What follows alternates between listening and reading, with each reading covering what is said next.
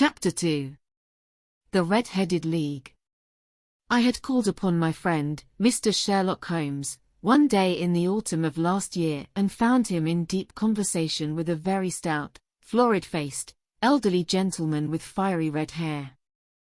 With an apology for my intrusion, I was about to withdraw when Holmes pulled me abruptly into the room and closed the door behind me. "You could not possibly have come at a better time, my dear Watson," he said cordially. "I was afraid that you were engaged." "So I am." "Very much so. Then I can wait in the next room." "Not at all. This gentleman, Mr. Wilson, has been my partner and helper in many of my most successful cases, and I have no doubt that he will be of the utmost use to me in yours also." The stout gentleman half rose from his chair and gave a bob of greeting, with a quick little questioning glance from his small fat encircled eyes. "Try the settee," said Holmes, relapsing into his armchair and putting his fingertips together, as was his custom when in judicial moods. "I know, my dear Watson, that you share my love of all that is bizarre and outside the conventions and humdrum routine of everyday life. You have shown your relish for it by the enthusiasm which has prompted you to chronicle, and, if you will excuse my saying so, somewhat to embellish so many of my own little adventures. Your cases have indeed been of the greatest interest to me," I observed. "You will remember that I remarked the other day, just before we went into the very simple problem presented by Miss Mary Sutherland, that for strange effects and extraordinary combinations we must go to life itself, which is always far more daring than any effort of the imagination. A proposition which I took the liberty of doubting." "You did, Doctor, but none the less you must come round to my view, for otherwise I shall keep on piling fact upon fact on you until your reason breaks down under them and acknowledges me to be right. Now, Mr. Jabez Wilson here has been good enough to call upon me this morning, and to begin a narrative which promises to be one of the most singular which I have listened to for some time. You have heard me remark that the strangest and most unique things are very often connected not with the larger but with the smaller crimes, and occasionally, indeed, where there is room for doubt whether any positive crime has been committed. As far as I have heard, it is impossible for me to say whether the present case is an instance of crime or not, but the course of events is certainly among the most singular that I have ever listened to. Perhaps, Mr. Wilson, you would have the great kindness to recommence your narrative. I ask you not merely because my friend Dr. Watson has not heard the opening part, but also because the peculiar nature of the story makes me anxious to have every possible detail from your lips. As a rule, when I have heard some slight indication of the course of events, I am able to guide myself by the thousands of other similar cases which occur to my memory. In the present instance I am forced to admit that the facts are, to the best of my belief, unique." The portly client puffed out his chest with an appearance of some little pride and pulled a dirty and wrinkled newspaper from the inside pocket of his greatcoat.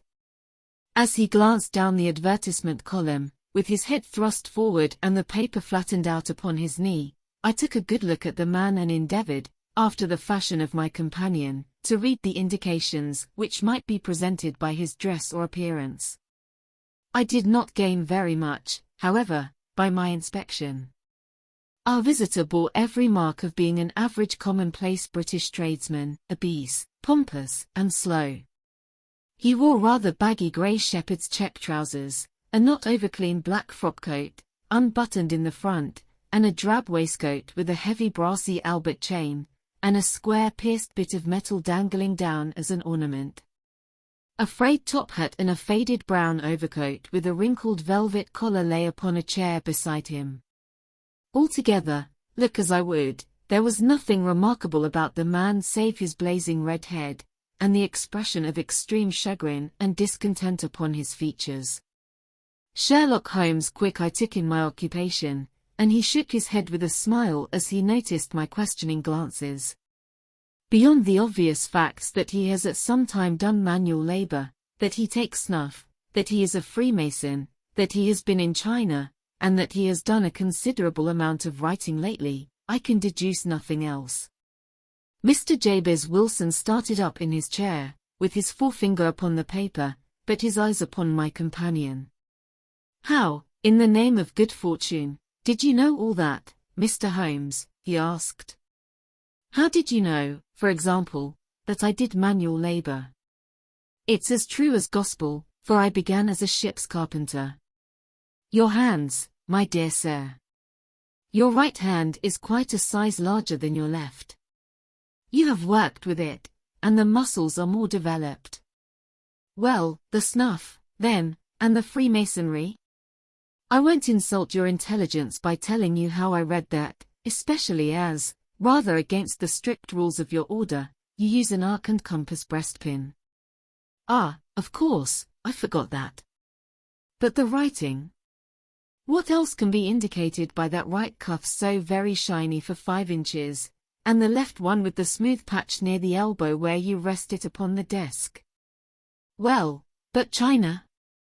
The fish that you have tattooed immediately above your right wrist could only have been done in China. I have made a small study of tattoo marks and have even contributed to the literature of the subject. That trick of staining the fish's scales of a delicate pink is quite peculiar to China. When, in addition, I see a Chinese coin hanging from your watch chain, the matter becomes even more simple." Mr. Jabez Wilson laughed heavily. "Well, I never," said he. "I thought at first that you had done something clever, but I see that there was nothing in it after all." "I begin to think, Watson," said Holmes, "that I make a mistake in explaining. Omnignotum pro magnifico, you know, and my poor little reputation, such as it is, will suffer shipwreck if I am so candid. Can you not find the advertisement, Mr. Wilson?" "Yes, I have got it now," he answered with his thick red finger planted halfway down the column. "Here it is. This is what began it all. You just read it for yourself, sir." I took the paper from him and read as follows. "To Teachy Red-Headed League, on account of the bequest of the late Ezekiah Hopkins, of Lebanon, Pennsylvania, USA, there is now another vacancy open which entitles a member of the League to a salary of £4 a week for purely nominal services. All red-headed men who are sound in body and mind and above the age of 21 years, are eligible. Apply in person on Monday, at 11 o'clock, to Duncan Ross, at the offices of the League, 7 Pope's Court, Fleet Street." "What on earth does this mean?" I ejaculated after I had twice read over the extraordinary announcement. Holmes chuckled and wriggled in his chair, as was his habit when in high spirits. "It is a little off the beaten track, isn't it?" said he. "And now, Mr. Wilson, off you go at scratch and tell us all about yourself, your household, and the effect which this advertisement had upon your fortunes. You will first make a note, Doctor, of the paper and the date. It is the Morning Chronicle of April 27, 1890. Just 2 months ago. Very good. Now, Mr. Wilson." "Well, it is just as I have been telling you, Mr. Sherlock Holmes," said Jabez Wilson, mopping his forehead. "I have a small pawnbroker's business at Coburg Square, near the city. It's not a very large affair, and of late years it has not done more than just give me a living. I used to be able to keep 2 assistants, but now I only keep 1, and I would have a job to pay him but that he is willing to come for half wages so as to learn the business." "What is the name of this obliging youth?" asked Sherlock Holmes. "His name is Vincent Spaulding, and he's not such a youth, either. It's hard to say his age. I should not wish a smarter assistant, Mr. Holmes, and I know very well that he could better himself and earn twice what I am able to give him. But, after all, if he is satisfied, why should I put ideas in his head?" "Why, indeed? You seem most fortunate in having an employee who comes under the full market price. It is not a common experience among employers in this age. I don't know that your assistant is not as remarkable as your advertisement." "Oh, he has his faults, too," said Mr. Wilson. "Never was such a fellow for photography. snapping away with a camera when he ought to be improving his mind, and then diving down into the cellar like a rabbit into its hole to develop his pictures.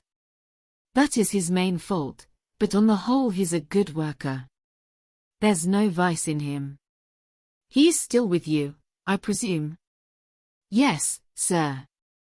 He and a girl of 14, who does a bit of simple cooking and keeps the place clean. That's all I have in the house, for I am a widower and never had any family.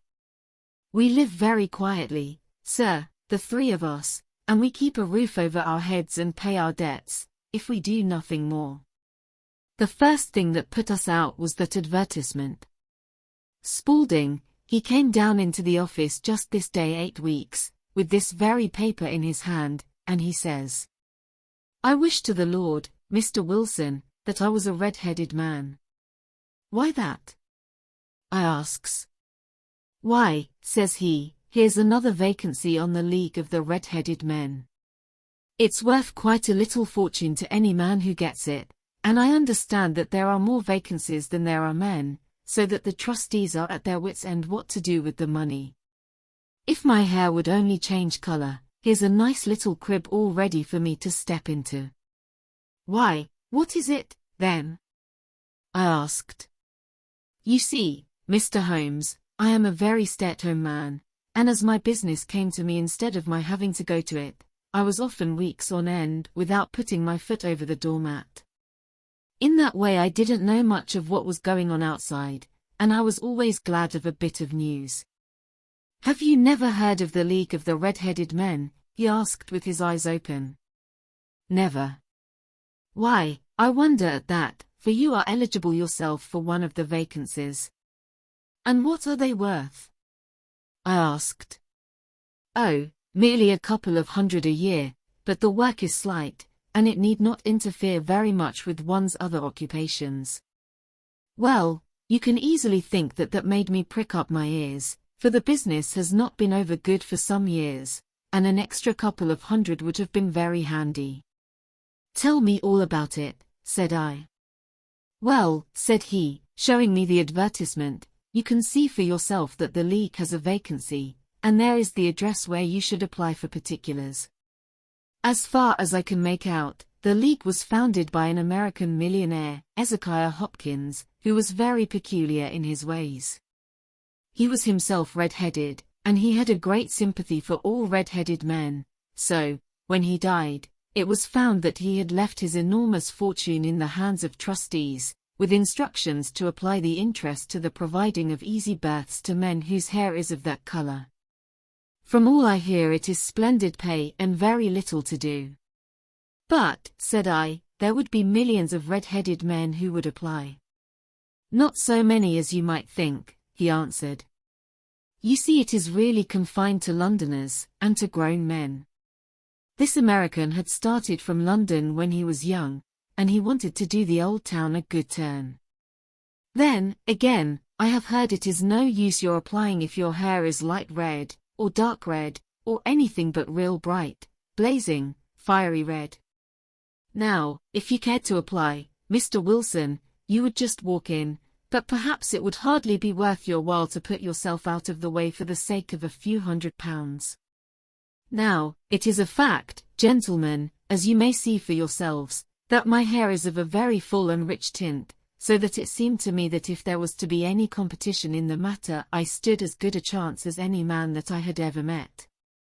Vincent Spaulding seemed to know so much about it that I thought he might prove useful, so I just ordered him to put up the shutters for the day and to come right away with me. He was very willing to have a holiday, so we shut the business up and started off for the address that was given us in the advertisement. I never hoped to see such a sight as that again, Mr. Holmes. From north, south, east, and west every man who had a shade of red in his hair had tramped into the city to answer the advertisement. Fleet Street was choked with red-headed folk, and Pope's Court looked like a coster's orange barrow. I should not have thought there were so many in the whole country as were brought together by that single advertisement.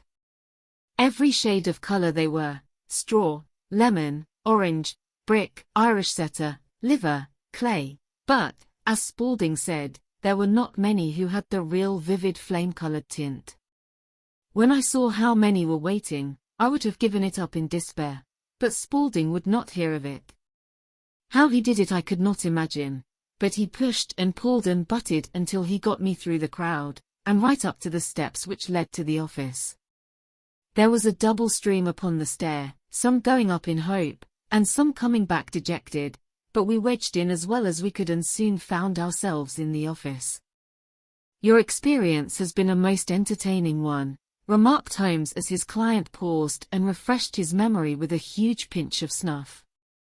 "Pray continue your very interesting statement." There was nothing in the office but a couple of wooden chairs and a deal table, behind which sat a small man with a head that was even redder than mine.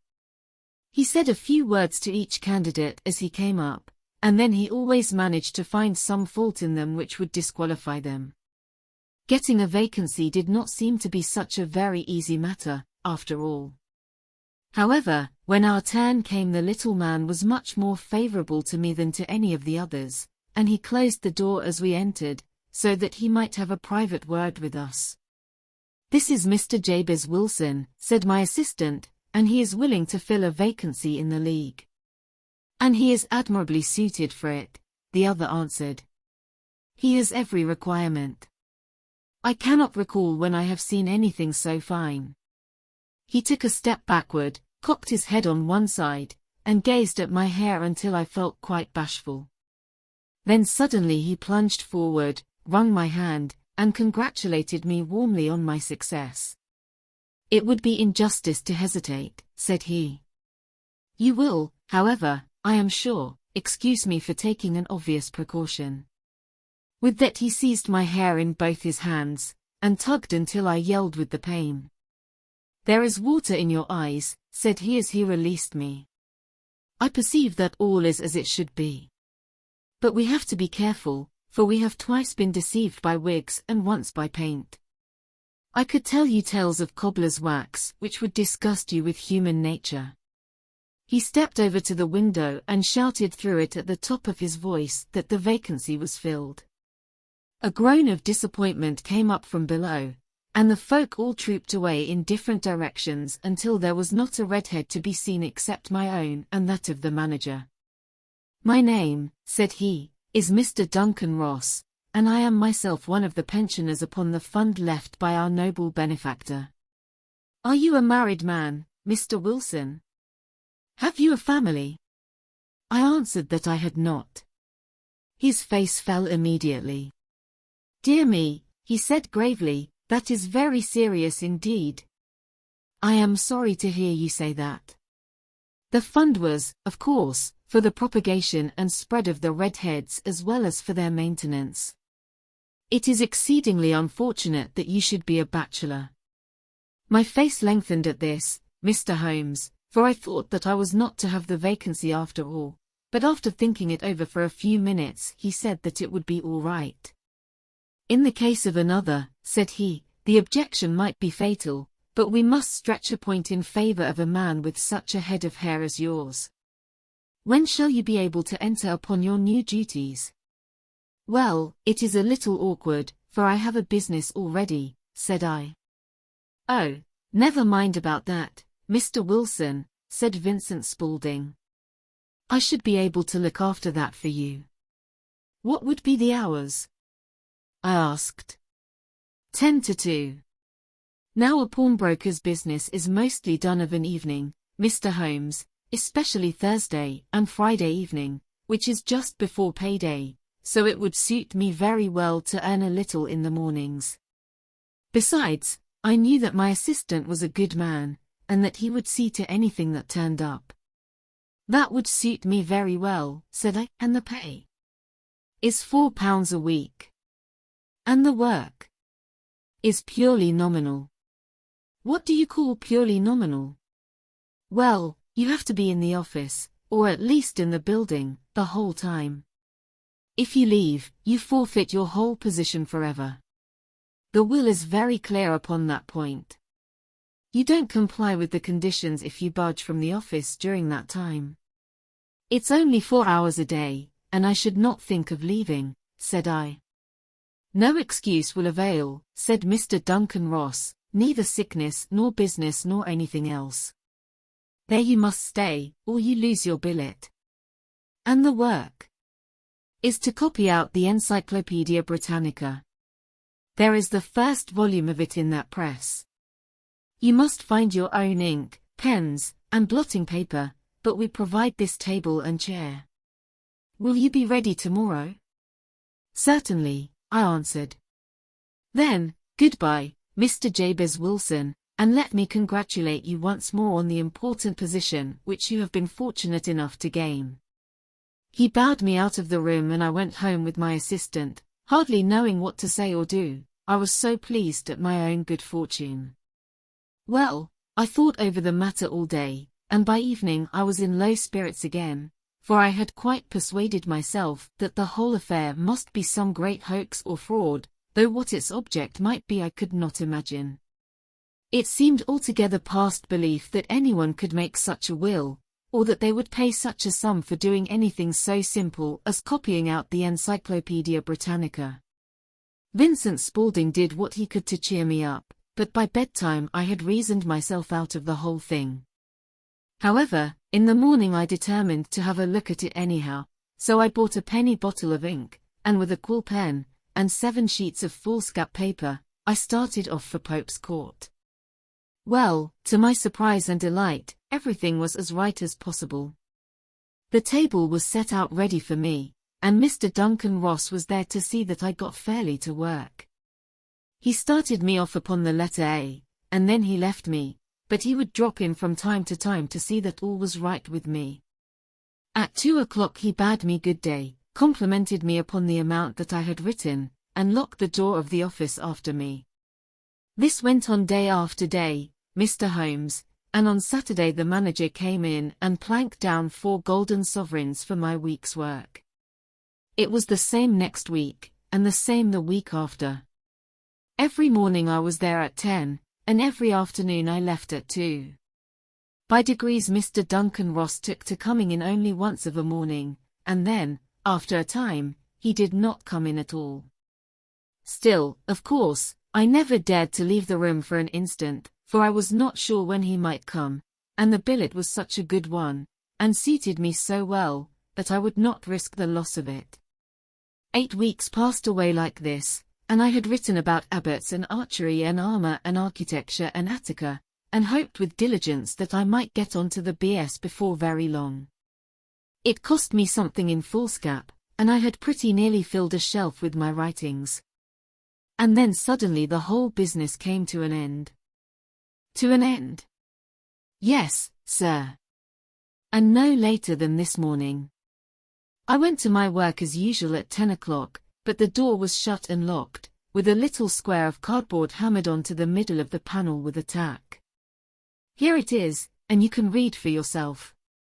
He held up a piece of white cardboard about the size of a sheet of notepaper. It read in this fashion. The Red-Headed League is dissolved. October 9, 1890. Sherlock Holmes and I surveyed this curt announcement and the rueful face behind it, until the comical side of the affair so completely overtopped every other consideration that we both burst out into a roar of laughter. I cannot see that there is anything very funny, cried our client, flushing up to the roots of his flaming head. If you can do nothing better than laugh at me, I can go elsewhere. No, no, cried Holmes, shoving him back into the chair from which he had half risen. I really wouldn't miss your case for the world. It is most refreshingly unusual. But there is, if you will excuse my saying so, something just a little funny about it. Pray what steps did you take when you found the card upon the door? I was staggered, sir. I did not know what to do. Then I called at the offices round, but none of them seemed to know anything about it.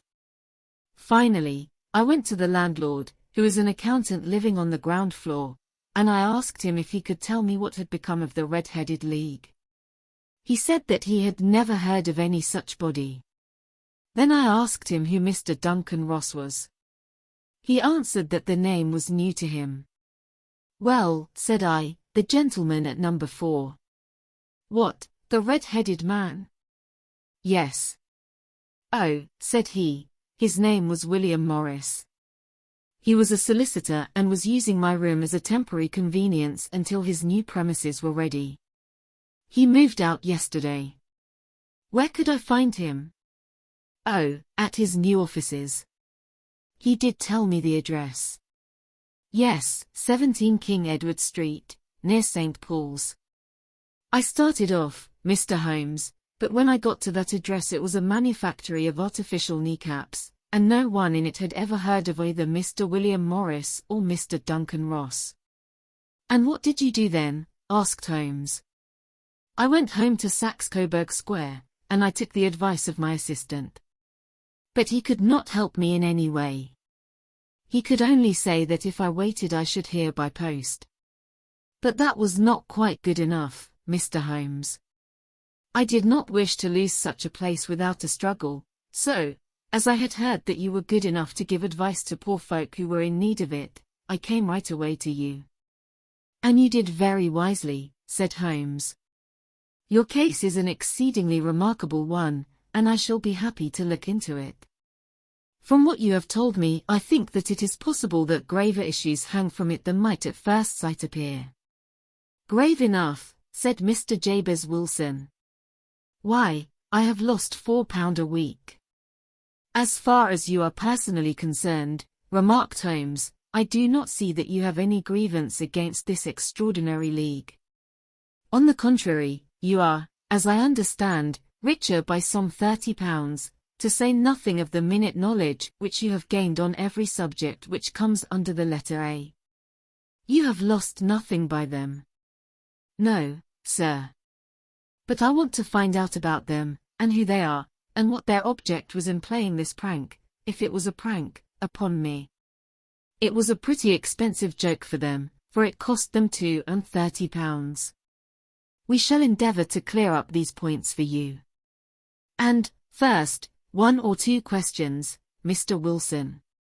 This assistant of yours who first called your attention to the advertisement, how long had he been with you? About a month then. How did he come? In answer to an advertisement. Was he the only applicant? No, I had a dozen. Why did you pick him? Because he was handy and would come cheap. At half wages, in fact. Yes. What is he like, this Vincent Spaulding? Small, stout-built, very quick in his ways, no hair on his face, though he's not short of 30. Has a white splash of acid upon his forehead. Holmes sat up in his chair in considerable excitement. I thought as much, said he. Have you ever observed that his ears are pierced for earrings? Yes, sir. He told me that a gypsy had done it for him when he was a lad. Said Holmes, sinking back in deep thought. He is still with you? Oh, yes, sir, I have only just left him. And has your business been attended to in your absence? Nothing to complain of, sir. There's never very much to do of a morning. That will do, Mr. Wilson. I shall be happy to give you an opinion upon the subject in the course of a day or two. Today is Saturday, and I hope that by Monday we may come to a conclusion. Well, Watson, said Holmes when our visitor had left us, what do you make of it all? I make nothing of it, I answered frankly. It is a most mysterious business. As a rule, said Holmes, the more bizarre a thing is the less mysterious it proves to be. It is your commonplace, featureless crimes which are really puzzling, just as a commonplace face is the most difficult to identify. But I must be prompt over this matter. What are you going to do, then? I asked. To smoke, he answered. It is quite a 3-pipe problem, and I beg that you won't speak to me for 50 minutes. He curled himself up in his chair, with his thin knees drawn up to his hawk-like nose, and there he sat with his eyes closed and his black clay pipe thrusting out like the bill of some strange bird. I had come to the conclusion that he had dropped asleep, and indeed was nodding myself, when he suddenly sprang out of his chair with the gesture of a man who has made up his mind and put his pipe down upon the mantelpiece. "Sarasate plays at this St. James's Hall this afternoon," he remarked. "What do you think, Watson? Could your patients spare you for a few hours? I have nothing to do today. My practice is never very absorbing." "Then put on your hat and come. I am going through the city first, and we can have some lunch on the way." I observed that there is a good deal of German music on the program, which is rather more to my taste than Italian or French. It is introspective, and I want to introspect. "Come along." We travelled by the underground as far as Aldersgate, and a short walk took us to Saxe-Coburg Square, the scene of the singular story which we had listened to in the morning. It was a poky, little, shabby-genteel place, where 4 lines of dingy 2-storied brick houses looked out into a small railed-in enclosure, where a lawn of weedy grass and a few clumps of faded laurel bushes made a hard fight against a smoke-laden and uncongenial atmosphere. 3 gilt balls and a brown board with Jabez Wilson, in white letters, upon a corner house, announced the place where our red-headed client carried on his business. Sherlock Holmes stopped in front of it with his head on one side and looked it all over, with his eyes shining brightly between puckered lids. Then he walked slowly up the street, and then down again to the corner, still looking keenly at the houses. Finally he returned to the pawnbroker's, and, having thumped vigorously upon the pavement with his stick 2 or 3 times, he went up to the door and knocked.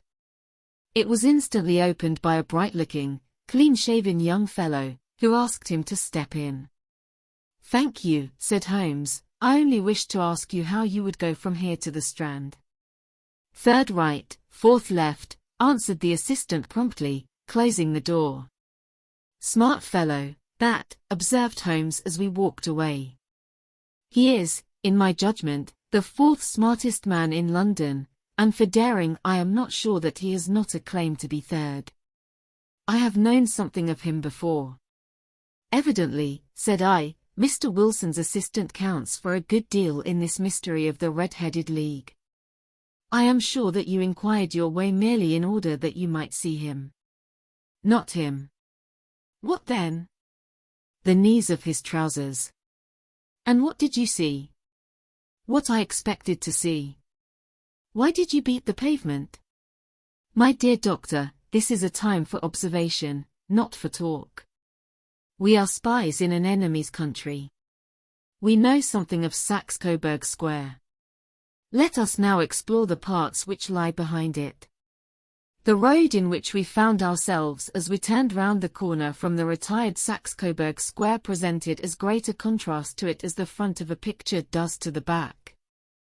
It was one of the main arteries which conveyed the traffic of the city to the north and west. The roadway was blocked with the immense stream of commerce flowing in a double tide inward and outward, while the footpaths were black with the hurrying swarm of pedestrians. It was difficult to realize as we looked at the line of fine shops and stately business premises that they really abutted on the other side upon the faded and stagnant square which we had just quitted. "Let me see," said Holmes, standing at the corner and glancing along the line. "I should like just to remember the order of the houses here. It is a hobby of mine to have an exact knowledge of London. There is Mortimer's, the tobacconist, the little newspaper shop, the Coburg branch of the City and Suburban Bank, the vegetarian restaurant, and McFarlane's carriage building depot. That carries us right onto the other block. And now, Doctor, we've done our work, so it's time we had some play. A sandwich and a cup of coffee, and then off to Violin Land, where all is sweetness and delicacy and harmony, and there are no red-headed clients to vex us with their conundrums." My friend was an enthusiastic musician, being himself not only a very capable performer but a composer of no ordinary merit. All the afternoon he sat in the stalls wrapped in the most perfect happiness, gently waving his long, thin fingers in time to the music, while his gently smiling face and his languid, dreamy eyes were as unlike those of Holmes the sleuth-hound, Holmes the relentless, keen-witted, ready-handed criminal agent, as it was possible to conceive. In his singular character the dual nature alternately asserted itself, and his extreme exactness and astuteness represented, as I have often thought, the reaction against the poetic and contemplative mood which occasionally predominated in him. The swing of his nature took him from extreme languor to devouring energy, and, as I knew well, he was never so truly formidable as when, for days on end, he had been lounging in his armchair amid his improvisations and his black-letter editions. Then it was that the lust of the chase would suddenly come upon him, and that his brilliant reasoning power would rise to the level of intuition, until those who were unacquainted with his methods would look askance at him as on a man whose knowledge was not that of other mortals. When I saw him that afternoon so enwrapped in the music at St. James's Hall, I felt that an evil time might be coming upon those whom he had set himself to hunt down. "You want to go home, no doubt, Doctor," he remarked as we emerged. "Yes, it would be as well. And I have some business to do which will take some hours. This business at Coburg Square is serious." "Why serious?" "A considerable crime is in contemplation. I have every reason to believe that we shall be in time to stop it. But today being Saturday rather complicates matters. I shall want your help tonight." "At what time?" 10 will be early enough. I shall be at Baker Street at 10. "Very well. And, I say, Doctor, there may be some little danger, so kindly put your army revolver in your pocket." He waved his hand, turned on his heel, and disappeared in an instant among the crowd. I trust that I am not more dense than my neighbors, but I was always oppressed with a sense of my own stupidity in my dealings with Sherlock Holmes. Here I had heard what he had heard, I had seen what he had seen, and yet from his words it was evident that he saw clearly not only what had happened but what was about to happen, while to me the whole business was still confused and grotesque. As I drove home to my house in Kensington I thought over it all, from the extraordinary story of the red-headed copier of the encyclopedia down to the visit to Saxe-Coburg Square, and the ominous words with which he had parted from me. What was this nocturnal expedition, and why should I go armed? Where were we going, and what were we to do? I had the hint from Holmes that this smooth-faced pawnbroker's assistant was a formidable man, a man who might play a deep game. I tried to puzzle it out, but gave it up in despair and set the matter aside until night should bring an explanation. It was 9:15 when I started from home and made my way across the park, and so through Oxford Street to Baker Street. 2 hansoms were standing at the door, and as I entered the passage I heard the sound of voices from above. On entering his room, I found Holmes in animated conversation with 2 men, one of whom I recognized as Peter Jones, the official police agent, while the other was a long, thin, sad-faced man, with a very shiny hat and oppressively respectable frock-coat. "Ha! Our party is complete," said Holmes, buttoning up his pea-jacket and taking his heavy hunting crop from the rack. "Watson, I think you know Mr. Jones, of Scotland Yard. Let me introduce you to Mr. Merryweather, who is to be our companion in tonight's adventure. We're hunting in couples again, Doctor, you see," said Jones in his consequential way. "Our friend here is a wonderful man for starting a chase. All he wants is an old dog to help him to do the running down." "I hope a wild goose may not prove to be the end of our chase," observed Mr. Merryweather gloomily. "You may place considerable confidence in Mr. Holmes, sir," said the police agent loftily. "He has his own little methods, which are, if you won't mind my saying so, just a little too theoretical and fantastic, but he has the makings of a detective in him. It is not too much to say that once or twice, as in that business of the Sholto murder and the Agra treasure, he has been more nearly correct than the official force." "Oh, if you say so, Mr. Jones, it is all right," said the stranger with deference. "Still, I confess that I miss my rubber. It is the first Saturday night for 27 years that I have not had my rubber."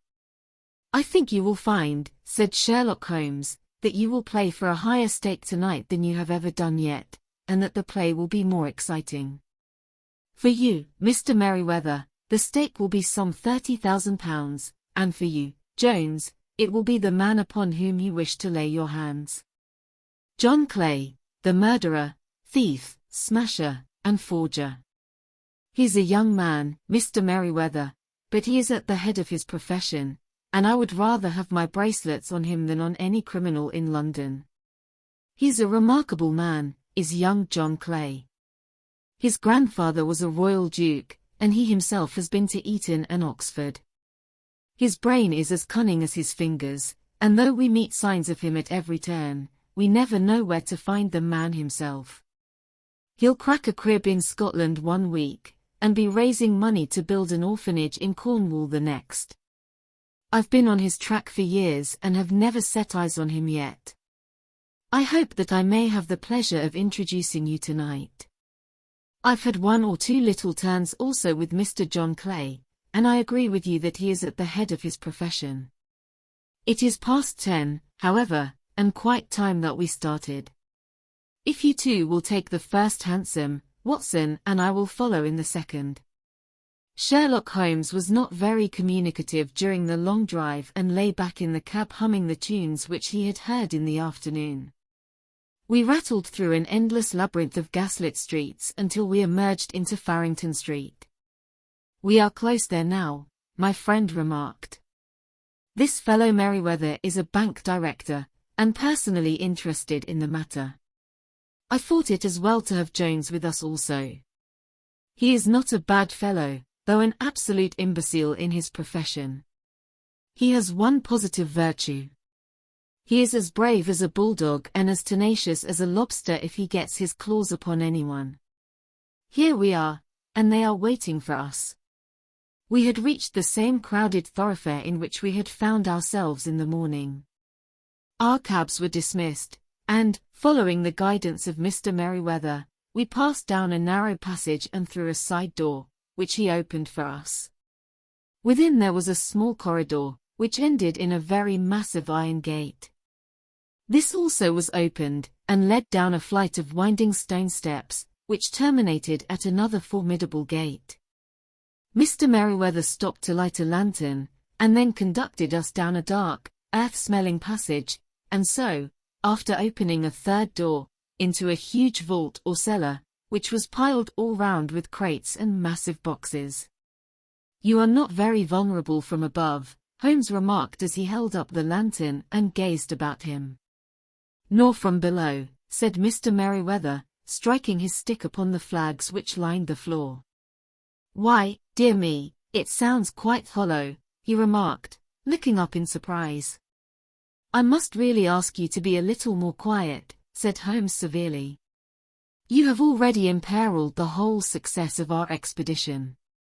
Might I beg that you would have the goodness to sit down upon one of those boxes, and not to interfere?" The solemn Mr. Merryweather perched himself upon a crate, with a very injured expression upon his face, while Holmes fell upon his knees upon the floor and, with the lantern and a magnifying lens, began to examine minutely the cracks between the stones. A few seconds sufficed to satisfy him, for he sprang to his feet again and put his glass in his pocket. "We have at least an hour before us," he remarked, "for they can hardly take any steps until the good pawnbroker is safely in bed. Then they will not lose a minute, for the sooner they do their work the longer time they will have for their escape. We are at present, Doctor, as no doubt you have divined, in the cellar of the City branch of one of the principal London banks. Mr. Merryweather is the chairman of directors, and he will explain to you that there are reasons why the more daring criminals of London should take a considerable interest in this cellar at present." "It is our French gold," whispered the director. "We have had several warnings that an attempt might be made upon it." "Your French gold?" "Yes. We had occasion some months ago to strengthen our resources and borrowed for that purpose 30,000 Napoleons from the Bank of France. It has become known that we have never had occasion to unpack the money, and that it is still lying in our cellar. The crate upon which I sit contains 2,000 Napoleons packed between layers of lead foil. Our reserve of bullion is much larger at present than is usually kept in a single branch office, and the directors have had misgivings upon the subject. Which were very well justified, observed Holmes. And now it is time that we arranged our little plans. I expect that within an hour matters will come to a head. In the meantime, Mr. Merryweather, we must put the screen over that dark lantern. And sit in the dark. I am afraid so. I had brought a pack of cards in my pocket, and I thought that, as we were a part I carry, you might have your rubber after all. But I see that the enemy's preparations have gone so far that we cannot risk the presence of a light. And, first of all, we must choose our positions. These are daring men, and though we shall take them at a disadvantage, they may do us some harm unless we are careful. I shall stand behind this crate, and do you conceal yourselves behind those. Then, when I flash a light upon them, close in swiftly. If they fire, Watson, have no compunction about shooting them down. I placed my revolver, cocked, upon the top of the wooden case behind which I crouched. Holmes shot the slide across the front of his lantern and left us in pitch darkness, such an absolute darkness as I have never before experienced. The smell of hot metal remained to assure us that the light was still there, ready to flash out at a moment's notice. To me, with my nerves worked up to a pitch of expectancy, there was something depressing and subduing in the sudden gloom, and in the cold dank air of the vault. "They have but one retreat," whispered Holmes. "That is back through the house into Saxe-Coburg Square. I hope that you have done what I asked you, Jones. I have an inspector and 2 officers waiting at the front door. Then we have stopped all the holes. And now we must be silent and wait." What a time it seemed!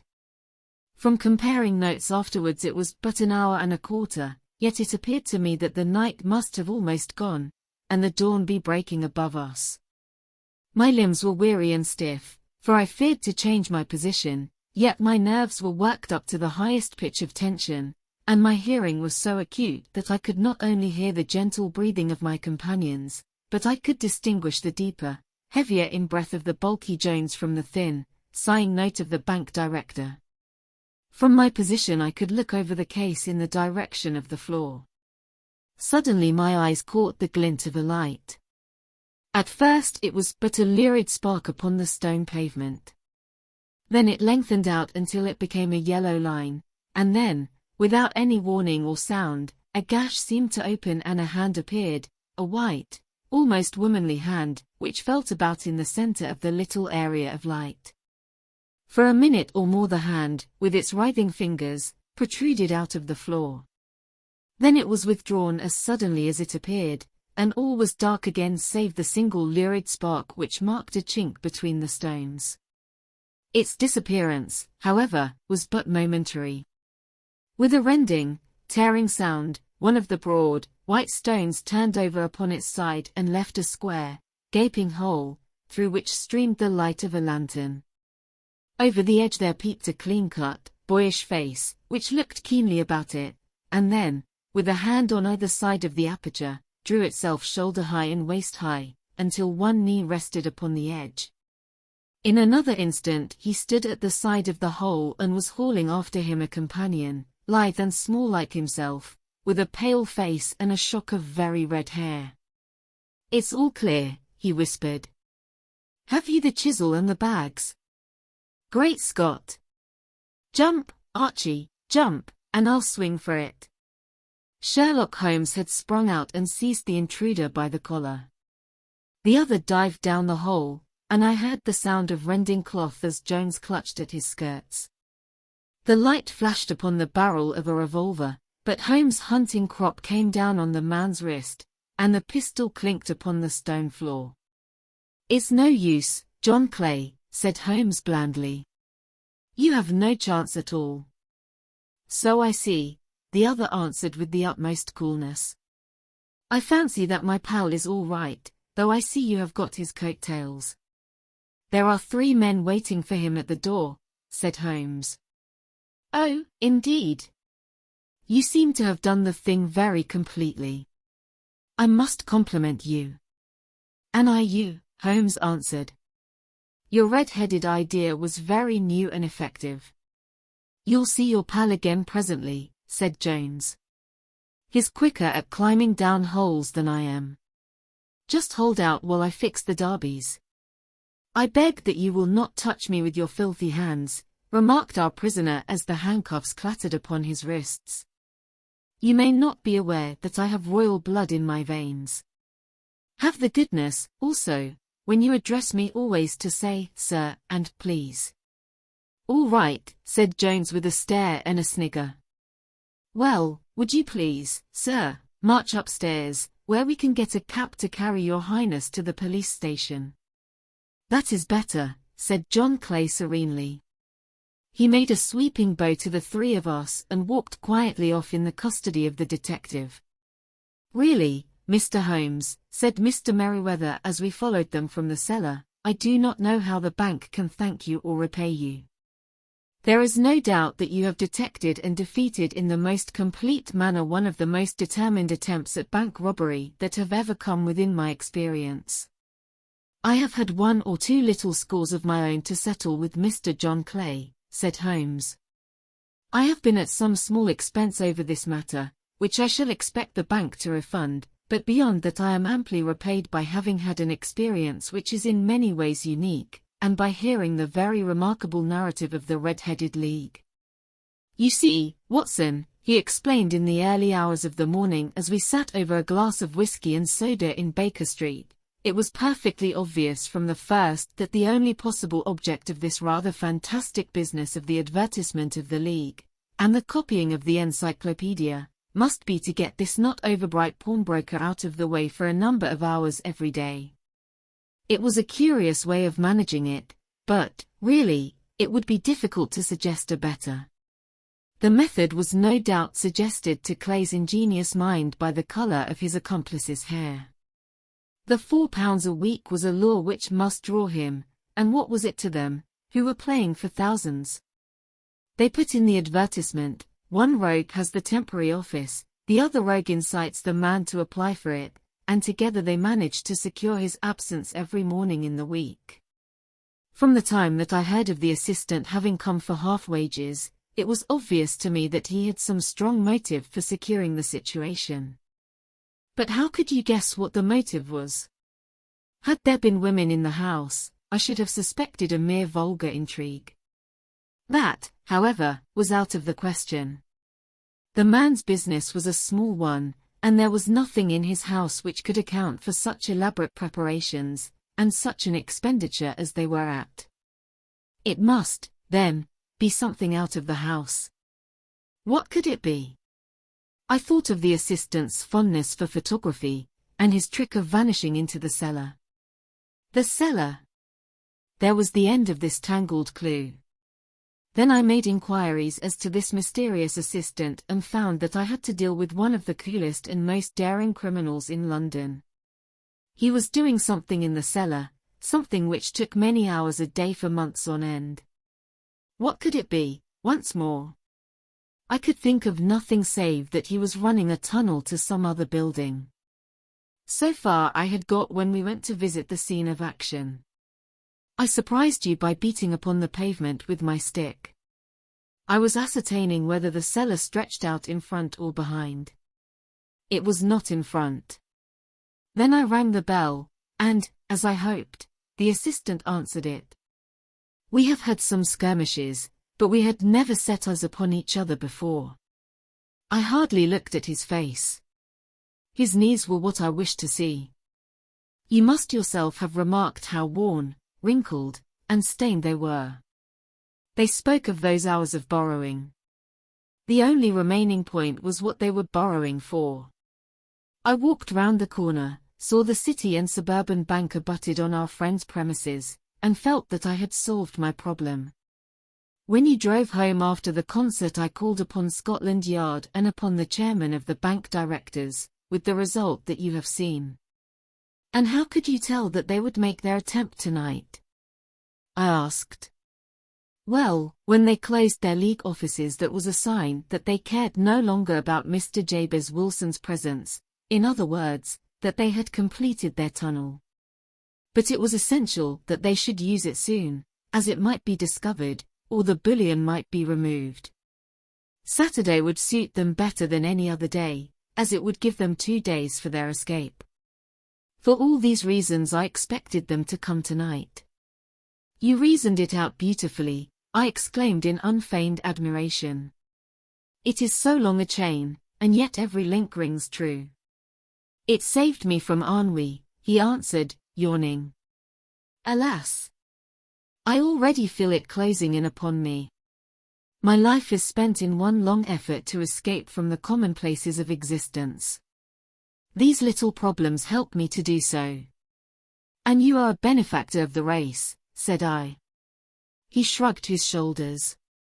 Well, perhaps, after all, it is of some little use, he remarked. L'homme c'est rien, l'œuvre c'est tout, as Gustave Flaubert wrote to George Sand.